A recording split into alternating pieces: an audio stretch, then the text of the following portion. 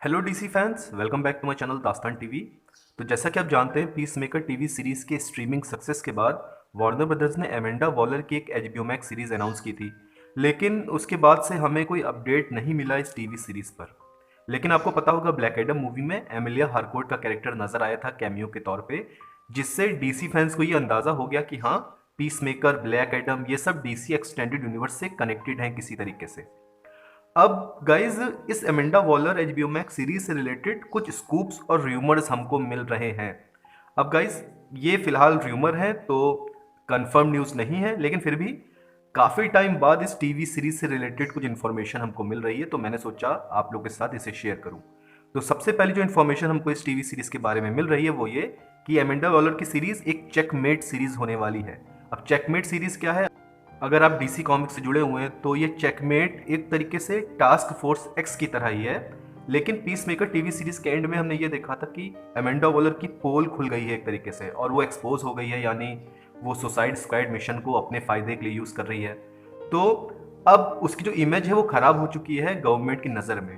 तो Amanda Waller अपनी इस इमेज को अब सही करना चाहेगी, और रूमर्स के हिसाब से अपनी इस इमेज को सही करने के लिए जो सुसाइड स्क्वाड मेंबर्स जैसे ब्लड स्पोर्ट, हार्ली क्विन और रैट कैचर, जो द सुसाइड स्क्वाड मूवी के एंड में एक तरीके से फरार हो गए थे, तो एमेंडा वॉलर उनको हंट डाउन करेगी, उन्हें मार देगी या अरेस्ट करेगी।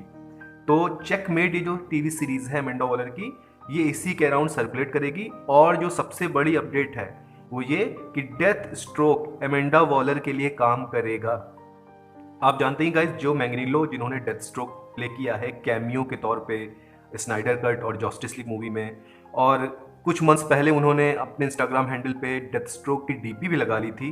तो ये रूमर आने लग गए थे कि शायद डेथ स्ट्रोक का कैरेक्टर रिटर्न हो सकता है। अब क्योंकि बेन एफ्लिक के फुल टाइम बैटमैन के तौर पर रिटर्न होने की चांसेस बढ़ गई हैं, तो मे बी डेथ स्ट्रोक का कैरेक्टर भी रिटर्न हो जाए। और जेम्स गन ने कई बार ये चीज़ बताई है कि द सुसाइड स्क्वाड का जो पहला ड्राफ्ट था उसमें डेथ स्ट्रोक का कैरेक्टर अपीयर हो रहा था, लेकिन बाद में जब स्क्रिप्ट को ट्रिम किया गया था तो डेथ स्ट्रोक के कैरेक्टर को हटा दिया गया था।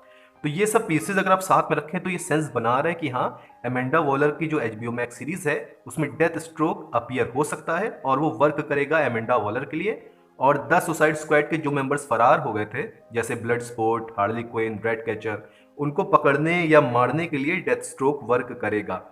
और गाइस, अगर बेन एफ्लिक फुल टाइम बैटमैन के तौर पर रिटर्न हो रहे हैं तो डीसी फैंस ये डिमांड कर रहे हैं कि बैटमैन और डेथ स्ट्रोक की एक मूवी बने जिसमें डेथ स्ट्रोक विलन हो।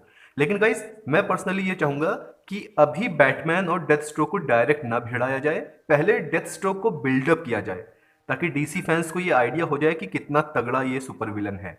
बाद में एक मूवी के थ्रू इसे बेन एफ्लिक के बैटमैन से भिड़ाया जाए तो ज्यादा बेटर रहेगा और ज्यादा रश्ड नहीं लगेगा।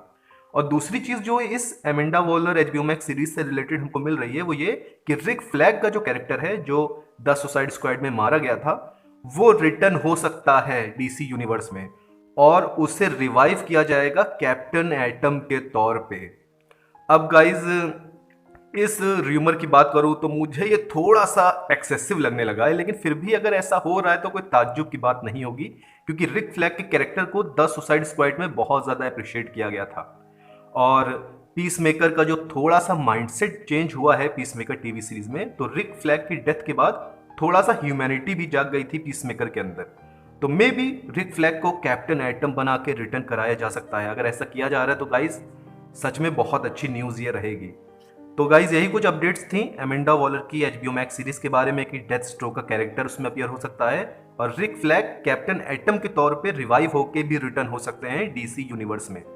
तो गाइज, आपको क्या लगता है ये जो सो कॉल्ड रूमर्स हैं, क्या ये सही साबित हो सकते हैं? और अगर ये सही साबित हो रहे हैं तो क्या डीसी यूनिवर्स के लिए ज्यादा अच्छा रहेगा? प्लीज कमेंट सेक्शन में जरूर बताइए, और डीसी अपडेट्स के लिए मेरे चैनल को सब्सक्राइब करिए। Thank you.